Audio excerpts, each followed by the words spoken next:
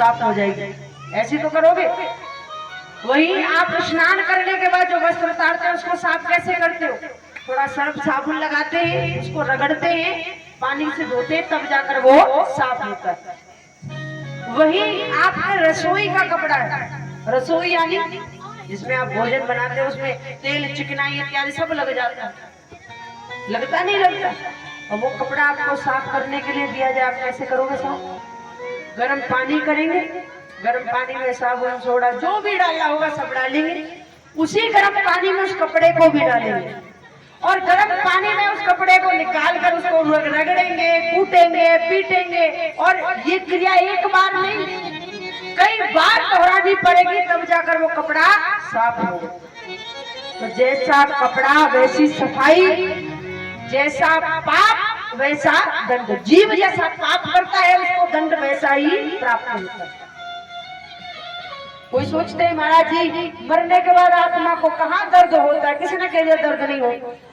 एक बात बताओ, हॉस्पिटल के कपड़े अलग होते नहीं होते? हॉस्पिटल में कपड़े अलग मिलते नहीं मिलते? डॉक्टर के कपड़े अलग होते नहीं होते? वही इंस्पेक्टर के कपड़े अलग होते नहीं होते?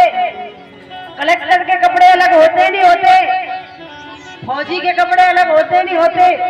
हर एक के कपड़े अलग मिलते हैं। उसी प्रकार जब भगवान ने हमें ये शरीर दिया है तो यातना शरीर भी हमें मिलेगा, जिसमें दुख तो होगा पर मरोगे नहीं। दुख तो होगा पर मरोगे नहीं। इसमें आपकी मृत्यु हो जाती है, उसमें आपकी मृत्यु नहीं होती, पीड़ा बहुत होती। तो कोई सोचे कि हमें दंड नहीं मिलेगा, अरे मरेंगे तब देखी जाएगी। जब मरोगे ना तब देखी तो ना जाएगी तुमसे, फिर तो तुम ये कहोगे प्रभु हम पे गलती है।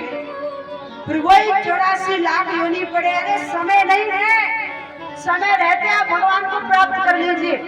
इस जीवन के बाद कोई गारंटी नहीं आपको, जीवन मिले मिले ना मिले, हो सकता है कीड़े बन जाओ। क्या ये जीव नहीं है, इनमें प्राण नहीं है? ये भी तो किसी भगवान ने बनाए, क्यों बनाए हैं? कोई कर्म किया होगा तभी तो बनाए हैं। आपने देखा हो कोई लंगड़ा है, कोई लूला है, क्यों बनाया भगवान? कर्म किया होगा तभी तो बनाया है। कर्म नहीं करता क्यों बनाते? आपने कोई अच्छा कर्म किया होगा इसलिए आपको अच्छा बना दिया। आपने देखा होगा शरीर अच्छा है, रूप अच्छा है, लेकिन दिमाग नहीं है। दिमाग नहीं है तो क्यों नहीं है? क्योंकि कर्म अच्छा नहीं था। कोई ना कोई कर्म अवश्य बिगड़ा। तो जीवन में कर्म बड़े सोच समझ कर करते।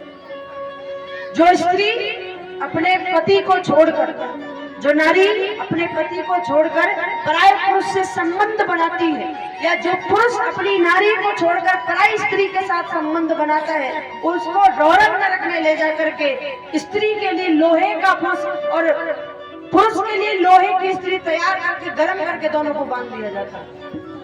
सोचो, गर्म चीज हाथ में लग जाए तो कैसी पीड़ा होगी।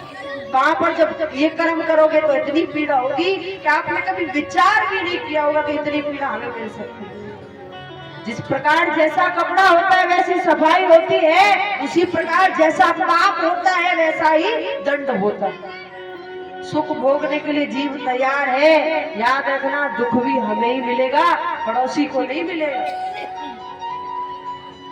अजामिल की कथा सुनाई, बड़ी सुंदर कथा है। परीक्षित ने कहा महाराज नरकों से बचने का कोई उपाय है? बोले हाँ है। मरते समय यदि जीव के मुख से भगवान का नाम निकल जाए तो जीव के सारे पाप नष्ट हो जाते हैं। पर कोई गारंटी दे सकता है कि किसकी मृत्यु कब है किसी की गारंटी? किसी को पता है कि मैं कब मरने वाला हूँ? कोई कह सकता है कि मैं आज मरूंगा, कल मरूंगा, या 100 वर्ष बाद मरूंगा? किसी की कोई गारंटी नहीं, क्योंकि जन्म जन्म मुनि जतन कराई, अंत राम कहे आवत नाई। ऋषि मुनि तपस्या करते हैं कि मरे तो भगवान का नाम हमारे मुख से निकल जाए, पर ऐसा होता नहीं है। कब प्राण निकल गए? भोजन करते करते प्राण निकल जाए, सोते सोते प्राण निकल जाए, खेलते खेलते प्राण निकल जाए, एक ठोकर में प्राण निकल जाए। और ना निकलने वाले का तो 3 महीने खाट में पड़ो रहेगा तो भी प्राण निकलने वाले। तो याद रखना समय का कोई भरोसा नहीं, आगे समय नहीं है आपके पास। आप बड़े खुश होते हैं हम बड़े हो गए, हम बड़े हो गए, पर भगवान बड़े दुखी होते कि आज का एक दिन फिर चला गया बिना मेरे। बड़ी सुंदर कथा सुनाई है। अजामिल जीवन में पाप किया, लेकिन संत की कृपा से उसको अंत में भगवान की प्राप्ति हुई। कहते हैं प्रहलाद की कथा